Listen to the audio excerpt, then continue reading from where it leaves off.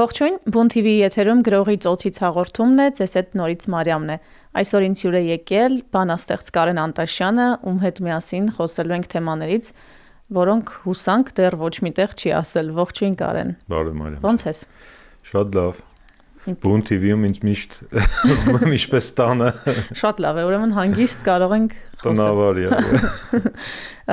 Կարեն, մինչև մնացած թեմաներին անցնելը ինչ որ բան գրում ես հիմա։ Հիմա չէ, նոր եմ ավարտել առաջի արձակ ժողովածուս ու գիրքը գրելը հրատարակելը մի պատմություն է, դրա հետ հրատարակչական սպասարկելը բոլորովին այլ պատմություն է, որ պետքա գովազդ է, շնորհանդես անես, քննարկումներ կազմակերպես, մի կողմից ոնց որ քո ստեղծագործության վարձքն է դա, որ տեսնում ես մարդկանց արձագանքը զգում ես, բայց մյուս կողմից բոլորովին այլ գործ, այլի գրողական այդքան էլ գործ չի ճիշտն ասած, մի քիչ հոգնում եմ այդ ամեն ինչից, բայց պետք է անել, հիմա դրա մեջ եմ, այսինքն հələ վերջի գրքի ծնունդն ենք ընդունում, հələ որ նոր ստեղծագործական պլաններ չունեմ։ Ես երեք ու մի երկու օր արդեն նորից կարդում էի, այն ինչ որ կարդացել եմ քեզնից, կարդում էի, վերընթերցում էի Դզոնը ու Չորը հատկապես ու նորից երկար մտածեցի, թե ամենասիրելին որն է ու հետ եկա Դզոնին ու կարդալուց անընդհատ մտածում էի ու ասում էի պիտի հարցնեմ, որտեղից ես այդ բառերը գտնում ու որտեղից է այդ քո լեզուն տենց լավ կառուցվում։ Շատ բարդ հարց է, ես էլ ասեմ, որ Ձոնը համարում եմ իմ լավագույն գիրքը, դրանից հետո Ձոնի իներցիայով Չորը արեցի, բայց ինչի հրաժարվեցի բանաստեղծությունից հետ եկա արձակ, որտեվ ինձ թվաց, որ մի տեսակ շատ է հեշտացել, մի տեսակ ինչ որ ստեղծագործական ճիգը պակասել է, ոնց որ ինձ անընդհատ սովոր բան եմ անում եւ հայացք փոխելու, դիրք փոխելու, նոր բան գտնելու կարիք էի զգում, դրա համար ոնց որ բանաստեղծությունից մի քիչ հեռացա ժամանակավորապես հուսով եմ, տեսնենք ինչ կլինի էլի, իսկ լեզվի հետ կապված նախ երևի թե նախադրյալը հիմնականն է, որ ես բանասիրական կրթություն չունեմ, մեծացել եմ Լոռիում, Վանաձորում, Հաղպատում եմ անցկացրել արձակուրդներս, այսինքն բարբառի կրող էի, երբ որ եկա Երևան, ունեմ պոլիտեխնիկական կրթություն, տեխնիկական, տնտեսագիտական ուղղվածությամբ, որ բոլորովին էլի այլ բառապաշար է բերում իմ մտածողություն եւ նաեւ իհարկե գրական ինքնակրթության, ինքնագործունեության ժամանակը կարդալու եւ այդ ամենը իրար հետ ոնց որ ստեղծում է իմ լեզվա մտածողությունը երևի, բայց ասեմ, եթե գանք սկսենք իմ այդ Ծիլիցով գրքից, այնտեղ այնքան ստերիլ է լեզուն, սենց հմայապաշտական, մետաֆիզիկական բան, սենց հոգևոր շղարշով, շատ մաքրված, ստերիլ, մաքուր, հմայախոսական եւ այն ինչ արել եմ դրանից հետո շատ է տարբեր դրանից, ոնց որ դրանից հետո մի տեսակ մեծ ստեղծագործական ճգնաժամի մեջ հայտնաբերեցի ինձ եւ հիմնական պատճառն էր, որ այն լեզուն, որով ես մտածում եմ, խոսում եմ եւ այն, որով գրում էի, ոնց որ չեն բռնում իրար եւ գրականության գլխավոր պարտքը կամ գլխավոր խնդիրը նախ եւ առաջ իրականությունը դեպի լեզվի նշանային համակարգ տեղափոխելն է եւ այդ անհամապատասխանությունը ագի 7 տարի պետք եղավ Ձոնը գրելու համար, դրանից հետո ագի երկար ժամանակ չէի գրում, որովհետեւ չէի գտնում, ինձ չգիտեի ոնց գրեմ, որ ինձ դուր գա եւ առհասարակ իմ հետ ապրող մարդկանց մեջ արձագանք տա որպես իրանց մասին տեքստ, այդ փորձարարություններից նաեւ էլի ձևավորվեց այդ լեզուն։ Ես քանի որ գիտես շատ արդեն երկար տարիներ է գրախանութում եմ աշխատում, շատ եմ լսում ծանոթ ու հատկապես անծանոթ ընթերցողների կարծիքները ու ունեմ այդ հետաքրքրասիրությունը, որ կանգնելու ուղղակի լսելու, որ ճանաչում ես ու կարդացել ես, շատ հետաքրքիր է լսելը ու քո գրականության մասին հատկապես երբ որ դեռ նոր էր Ձոնը 4-ը արդեն հետո սովորեցին երևի, շատ էին հնչում sense կարծիքներ, որ ես էլ կարայի էլի գրեի, այսինքն ինչ որ վիճակ էր ու հիմա նորից որ կարդում եմ ու երեք գիշերն էլ հենց էլի կարդում էի ու իրականում իմ մտքին միակ բանը էր, որ ես օրինակ երբեք չէի կարող մտածել ու սենց գրել։ Այդ երկու կարծիքները շատ սենց ծայրահեղությունից ծայրահեղություն են ու ուզում եմ քո խոսքը լսել սրա մասին, որովհետև ինձ համար օրինակ դա գրելը շատ ավելի դժվար էր, քան թեկուզ հենց ծիլիծովի բանաստեղծությունները։ Դե ժամանակակից գրականությունը իր անկալման պրոբլեմները ունի, նաև այն իմաստով, որ երբեմն չափազանց պարզունակ է թվում, անսովոր աչքին, հենց անսովոր աչքին, որովհետև մարդիկ կարդում են բառապաշար, որը այսպես ասած հարիր չէ բանաստեղծությանը կամ գրականությանը, ես հատուկ եմ դա անում, ասենք իրավաբանական բառապաշարից մինչև ստերիլ գեղարվեստական լեզու, գրաբարից մինչև ժարգոն, սլենգեր տարբեր ենթամշակույթների ես դիտմամբ խառնում եմ իրար, որ այս sense այդ լեզվի իրական արտահայտչականությունը կարողանամ կորզեմ, որովհետև պոեզիայի խնդիրը հենց նաև այդ է, այսինքն ստեղծել լեզու, որը արձագանքում է իրականության հետ, մի ձև իրականությունը արտահայտելու ավելի մեծ արտահայտչականություն ունի եւ բնավ խնդիրը ինչ որ բան պատմելը կամ ինչ որ բան բացատրելը կամ ապացուցելը կամ սովորացնելը չի ըստ էության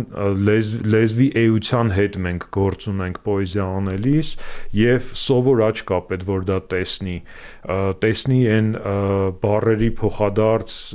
կապերը արտահայտությունների այդ բազմազանությունները անցումները ռիթմը թաքցրած ասիմետրիկությունները, ասինխրոնությունները իրականում ահագին պատրաստված աչք է պետք որ տեսնի ու գնահատի էլի քո արածը։ Կարեն դու ունես ինձ թվում է հարյուրավոր հետաքրքրություններ, որովհետև ամեն անգամ քեզ հետ խոսելիս կամ ինչ-որ հաղորդում նայելիս բնություն, սունկ, նկարել, սենց շատ տարբեր բաներ են, գրականություն ու անընդհատ դու խոսում ես դրանցից, այսինքն ինչ-որ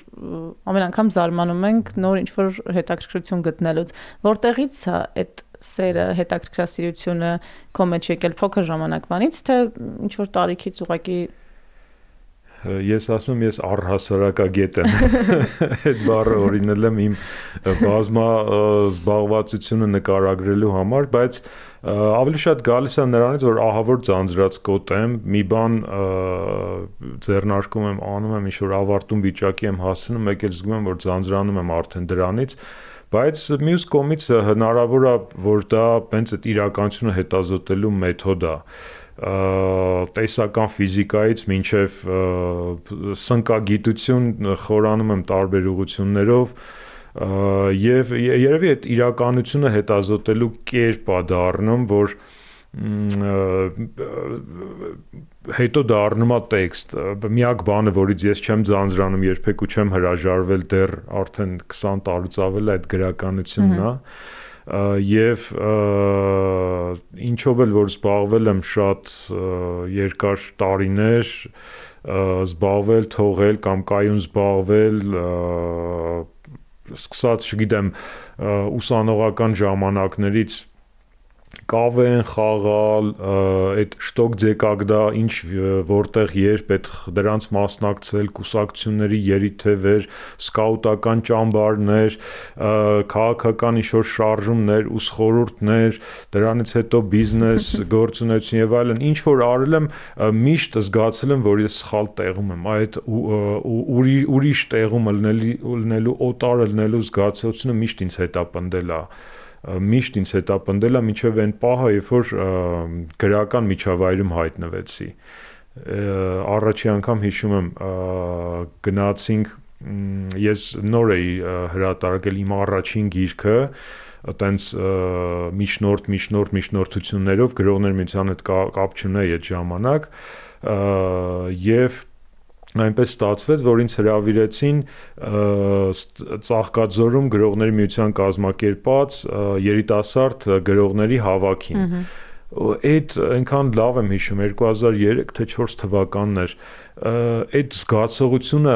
յուրայինների մեջ հայտնվելու այդ հրճվանքը աննկարագրելի բան էր դրանից հետո ոնց որ երկար ճանապարհ ես անցնում որ գտնես քո մարդկանց ու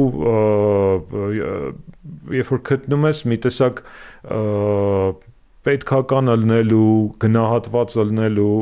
ինքդ քեզ գթած ըլնելու մի հատ թանկ զգացողություն ես ունենում։ Իսկ լավ ընդունելության արժանացար։ Հա, բայց նախ եւ առաջ ոչ թե գրելու գրականության համար, այլ էսենց ասել, խոսելու, ընկերանալու եւ ես ընկերներ ունեմ մինչեւ հիմա, օրինակ բուն հերոստատեսյան հիմնադիր տնօրեն Գեյմաֆին Գասպարյանը մենք այդ օրն ենք ծանոթացել, այդ մի 3 օրվա մեջ ենք մտերմացել, արդեն 20 տարուց ավել է, այդ ընկերությունը շարունակվում է ու եւս մի քանի այլ օրինակ Աննա Դավթյանը, Համբարձումյանը, Արքմենիկ Նիկողոսյանը, Հասմիկ Հակոբյանը, որ անուններ տվի բոլորին այդ ժամանակ ենք այդ օրերին ենք ծանոթացել եւ այդ գրական համայնքը մինչեւ այսօր ընկերության ձևով եւ ստեղծագործական համայնքի ձևով կա։ Իսկ դու շատ ես փոխվել այդ ժամանակից մինչեւ հիմա։ Հա, այն իմաստով, որ երբ որ նայում եմ հետահայաց, տարբեր տարիքներում տարբեր բաներ եմ փնտրել, բայց երևի թե այդ ավելի շատ կապված է եղել հենց տարիքի հետ։ Տարիքային փոփոխությունների հետ։ Երբ որ փոքր էի, անդադ գանձ էի որոնում։ Մենք ապրում ենք այդ հետ երկրաշարժյան այտենց ֆավելաներ հիշեցնող տնակներում եւ այդ թաղի երուզերը այդ ամեն ինչը եւ շուրջը քանդված այդ գործարանները անընդհատ ինչ որ sense հետախուզական արշավների էին գնում այդ քանդված գործարանները անընդհատ ինչ որ բաներ էին գտնում եւ հետո գնում էինք անտառն էլ էր մոտ անտառում էինք ինչ որ բաներ փնտրում անընդհատ այդ որոնողական այդ բանը մնաց այդ գանձ որոնելու բանը տրամադրվածությունը եւ ընկերներս գիտեն ես հաճախ փող եմ գտնում ես նրանց որ անտոտ ինչ որ բան եմ ման գալիս այդ սունկ փնտրելն էլ է իրականում գանձ փնտրելու պես բան որովհետեւ անտոտ փնտրում ես մի բան որ համ սպասում ես որ պիտի գտնես համ էլ չգիտես թե ինչ ձևի է ինքը ելնելու այդ մնաց մանկությունից մինչև հիմա մնաց մեջս այդ գանձ որոնելու մուդը հետո երիտասարդ տարիքում ավելի կարելի ասել ճշմարտություն էի փնտրում ոնց որ բոլոր երիտասարդները մեկ ընկնում էի ազգայնական գաղափարախոսության մեջ մեկ ընկնում էի քրիստոնեական այդ հավատացիալական բաների մեջ մեկ դրանից հետո ինչ որ ավելի ծայրահեղական ցեղակրոնական եւ այլն դրանից հետո ավելի ազատական հեղափոխական լիբերալ ասեն շարժումների մեջ եւ էգզիստենցիալիզմով էի մի ընթացք այդ ժամանակ խիստ տարված Նիչեից սկսած մինչև էգզիստենցիալիստներ կարդում էի Կամյու եւ այլն եւ ասես տարված էի մի տեսակ այդ ամեն ինչով, բայց այդ ճշմարտություն որոնելու փուլն էլ անցավ եւ ինչ որ մի տարիքում էլ արդեն երևի հասուն տարիքում 30-33-ից հետո երբ որ փլուզում է լրիվ այդ գաղափարախոսությունները, ակնկալիքները, սպասելիքները բնական թե անբնական կերպով ելնում է ամեն մարդու կյանքում այդ փուլը սկսեցի իմաստ փնտրել իմաստի փնտրելն էլ ահագին երկար ժամանակ տևեց եւ ձոնը որից խոսեցինք հենց այդ իմաստ փնտրելու փուլի հետ է սինխրոնիզանում բայց այդ էլ անցավ ասեմ այդ էլ անցավ որտեվ հիմա մարդկանց փնտրելու փուլում եմ ինչ որ մի պահի հասկացա որ ինչ էլ փնտրում ես մարդ ես փնտրում վերջի հաշվով որտեվ քո տեղորոշումը միշտ կապված է այլ մարդկանց հայ հարաբերություններով մեկ էլ sense ինչ-որ խորը մարդկային ինտիմ կապի կարիք ես զգում, էլի զգում ես գնահատված ելնելու կարիք, հասկացված ելնելու կարիք, խոսալու կարիք, քեզնով հետաքրքրված ելնելու կարիք, խնամելու կարիք, այսինքն ամեն ինչ հանգում է ըստ էության վերջում մարդկային հարաբերությանը եւ ամենաթանկ բանը, որ ունես վերջի հաշվով այդ գիտակցում ես, որ այդ մարդիկ են, որ քո հետ են ճանապարհ անցնում։ Հետաքրքիր է, չէ՞, սկզբում էլ է այդպես ինձ թվում մանկության ժամանակ էլ, այսինքն երբ որ փոքր ենք, երեխա էինք, էլի ամենակարևոր բաները հոգ տանելը մեր մասին, սիրելը, լսելը, չէ՞, էլի ոնց որ հետ ենք գալիս նորից դրան։ Հա, ինչ-որ առումով։ Իսկ ասացիր, որ շուտ ես ձանձրանում, մարդկանցից էլ ես տենց շուտ ձանձրանում։ Հա, նաև ընկերներից եմ ձանձրանում։ Ինձնից եմ ամենաառաջինը սկսում ձանձրանալ, այդ անտանելի մի զգացողություն է, երբ որ գալիս է մեկ էլ sense տեսնում եմ ոնց են չարքերը պատի անկյուններից սկսում պաշարել ինձ այդ անտանելի է, եթե մի երկու օրից ավել ձգվի կարող չկարողանամ ապրեմ, միշտ մի բան գտնում եմ դրա մեջից դուրս գալու, բայց մարդիկ կան, որ փաստորեն դիմանում են այդ փորձությանը ժամանակի եւ դրա գաղտնիքը նրանում է, որ պետքա անընդհատ փոխվել ու նաեւ հանգամանքներ ստեղծել, որ քեզ ուղեկցող մարդիկ էլ փոխվեն։ Երբ որ իրար հետ եք փոխվում, այդ դառնում է անտառի նման, իրար հետ աճած բույսերի ծառերի նման, իրար մի քիչ խանգարելով, մի քիչ օգնելով նեղ ժամանակներում, իրար հրմշտելով, իրար մոտիվացնելով, այդ անտառը միշտ ավելի կարևոր է, քան մենակ աճած ծառը։ Այդ իբրև մենատնտես բանաստեղծ ես շատ ուշ հասկացա։ Չնայած հիմա էլ եմ ինձ այտենց համարում, ըստ էության մենատնտես եմ, բայց ուզում եմ, որ անտառում ելնեմ, ուզում եմ իմ հետ միշտ ուղեկիցներ ելնեն, որ ապրելը հեշտ լինի։ Լռությունից վախենում ես։ Չէ, այդ ամենաթանկ բանն է, որ ես գնալով հիմա կորցնում եմ, որտեվ այնքան է շատացել աղմուկը, անգամ ամենախորը ծմակուտ այսօր կարող է գնաս, քայլես մտածես այդտեղ մարդու ոտք ու աչք չի դիպել երբեք, մեկ էլ շատ մոտիկից ինչ որ տմբլտաշ երաժշտություն լսվի, մեքենաներն են շատացել, արտադրությունն է շատացել, մարդկանց էս անընդհատ աղմուկ ստեղծելու բանն է շատացել, ես հիմա մեկ-մեկ որ առիթ ալնում լռություն վայելելու sense մարմնական զգում եմ այդ մարմնեղ այդ լռությունը զգում եմ, երանություն է իմ համար լռությունը, անverջ կարամ լռության մեջ մնամ, ընկերներս է գիտեն, որ աղմկոտ խնջույքներ բան տանել չեմ կարում, չնայած իրանք սիրում են պարել բան, պարել ես էլ եմ սիրում, բայց շատ անտանելու աղմուկ չեմ սիրում, մի անգամ եղել է անգամ միամիտ անջատել էի այդ նվագարկիչը ու չէին կարողան ոչ մի ձև սարքեն ու չէի ասում որ միամիտ միամիտ ես եմ անջատել մի խոսքով լռությունը ամենաթանկ բանն է ռեսուրսն է դարել հիմա Կարեն քո գրականության մեջ կարելի է ասել շատ մարդիկ կան, շատ պատմություններ կան, շատ դեպքեր կան, անծանոթ մարդիկ կան, չգիտեմ, ես կարդում եմ ու տենց հիշում ես դու քեզ խանութում, դպրոցում, ինչ որ գրողի հանդիպելուց, ամենտեղ։ Իսկ լինում է որ դու քեզնից ես պատմում, բայց անունը ուրիշ բան ես դնում։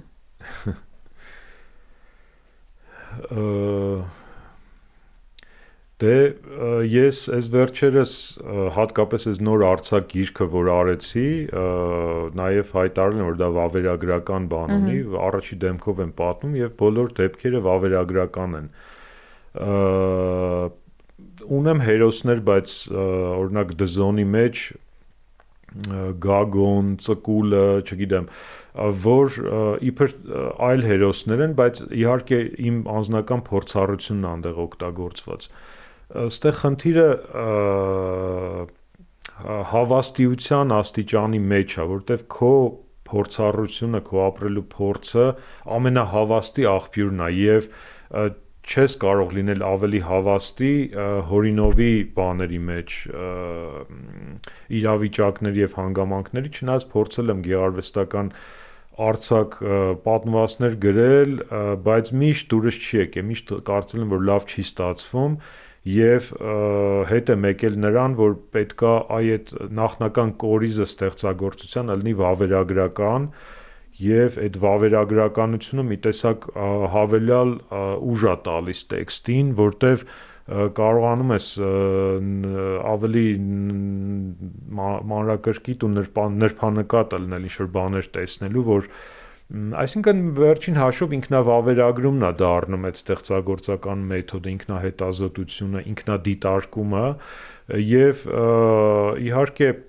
բնական է, որ գեղարվեստական տեքստը մի քիչ ուռճացնում ես ինչ-որ բաներ, չափազանցնում ես, փոխում ես ինչ-որ բաներ, ընկճում ես, որ ստանաս քո ուզածը, բայց նախնական հումքը երևի թե չեմ ուզում ողջ գրականության վրա տարածել, բայց մեկը մենք միշտ մեր անձնական փորձառությունից ենք էլի ելնում։ Իսկ կան բաներ, որոնք որ շատ քեզնից են, քո մեջ են ու դրանք չես ուզենա որ իմանան։ Հենց թեկուզ գրականության միջոցով էլ չես ուզենա իմանան։ Հետաքրքիր հարց է։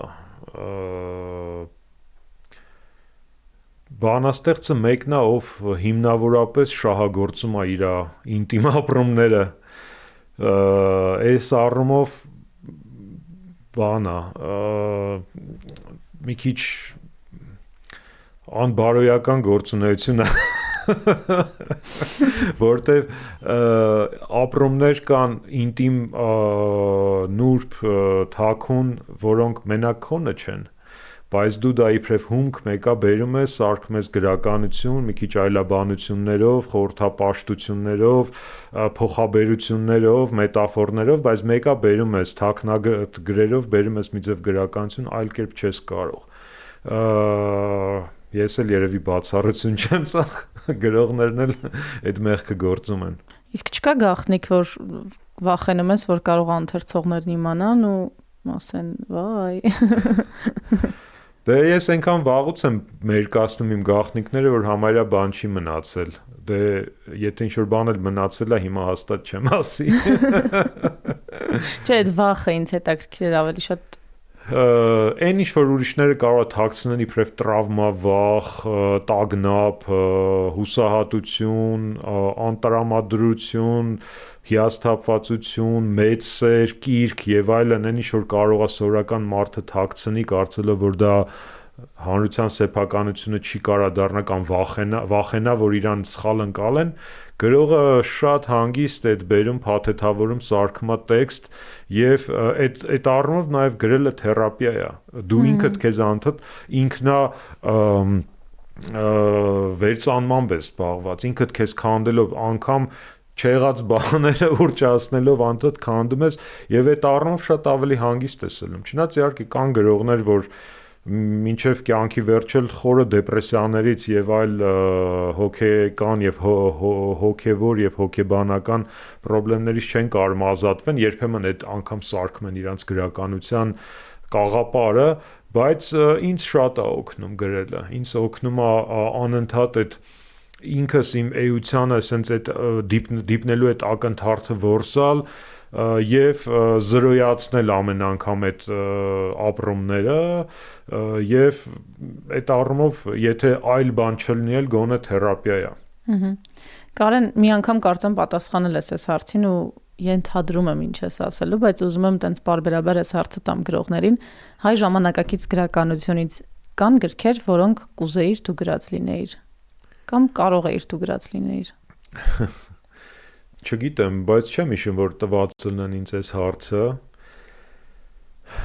Իհարկե մասնագիտական խանդը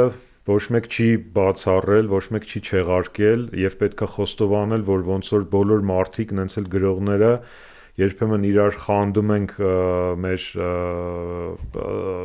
ստեղծագործական վերելքների, ձեռքբերումների համար, բայց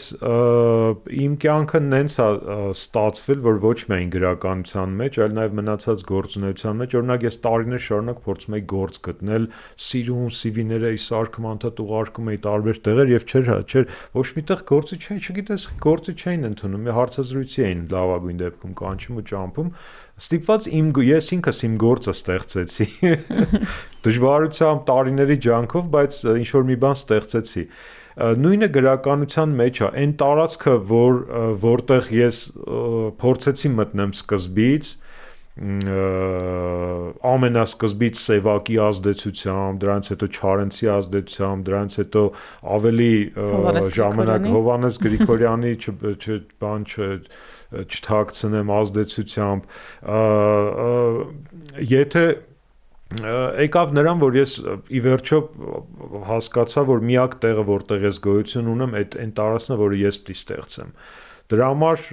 չգիտեմ, միգուցե մեծամիտ հնչի, բայց ես գոհ եմ նրանով, ինչ որ այն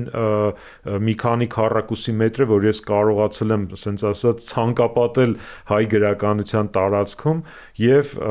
դրա այդ ոնց որ այդ ճանաչելիությունը ունենալ հենց իմ ձեռագրով, էլի, իմ լեզվով։ Բայց ամեն դեպքում պիտի ասես մի հատ գիրք կոնե։ Կարա պատմվածք լինի, կարող է մեկ բանաստեղծություն լինել։ Ես շատ եմ սիրում Զահրատի բանաստեղծությունները եւ որոշ տեքստեր կան Կիկոյի շարքը, այնքան խորապես ու հիմնավորապես է կպնում սրտիս, որ մեկ-մեկ ինձ թվում է, որ ես պետք է սա գրածնեի եւ որ այդ Ծկուլի շարքը համարյա այդ Կիկոյի տեքստի հետ հարաբերության մեջ է ծնվել։ Արցակի մեջ Բակունցն է եղել այդ գագաթը, Մնձուրու պատմվածքներն եմ շատ սիրել, Խեչոյանից որոշ տեքստեր, տենց։ Կարեն ու բոլոր գրողների հետ փոքրիկ խաղ ունենք վերջում, քոնը չէր կարող քո տեսակին համապատասխան չլիներ։ Ես ամենաշատը քո գրածների մեջ սիրում, երբ ասում են պահերին, երբ որ դու բնութագրում ես ինչ որ հեղինակների դասական եւ ժամանակակից, հիմա ուզում եմ չասեմ ես հեղինակներին, այլ ընտրենք 5 ժամանակակից գրող ու հիմա շատ արագ 1-2 բառով բնորոշումներ տաս իրենց։ Դու ընտրի որոնց կուզես բնորոշել։ Հա, ես պետք է ընտրեմ, իսկ ինչ որպես մարդ է տեքստը, ոնց քեզ ավելի հարազատ կլինի, ոնց գրել ես օրինակ մի քանի տեղեր։ Դե Գեմաֆինը ինձ ամենամոտն է հիմա տարածաժամանակային Իրանից սկսենք։ Գեմաֆինը ազնիվ, բռնկուն, հավատարիմ, դիսկրետ, ծայրահեղական եւ պոստմոդեռնիստ։ Հետո Սարգիս Հովսեփյանն ում հետ էլի այսօր հանդիպել եմ մտքիս իմ էլի մտերիմ ընկերը Սարգիսը լավ պատմող, հավատարիմ,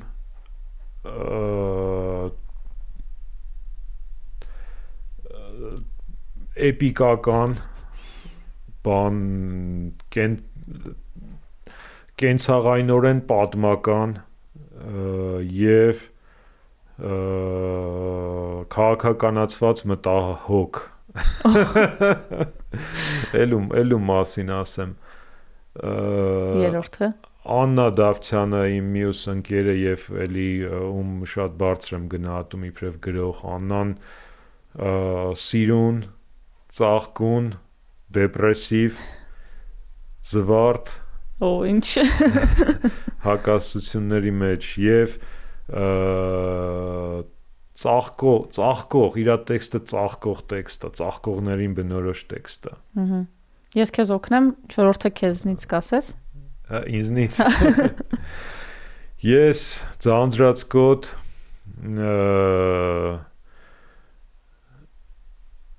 նորարար մենատնտես փնտրող միշտ մի բան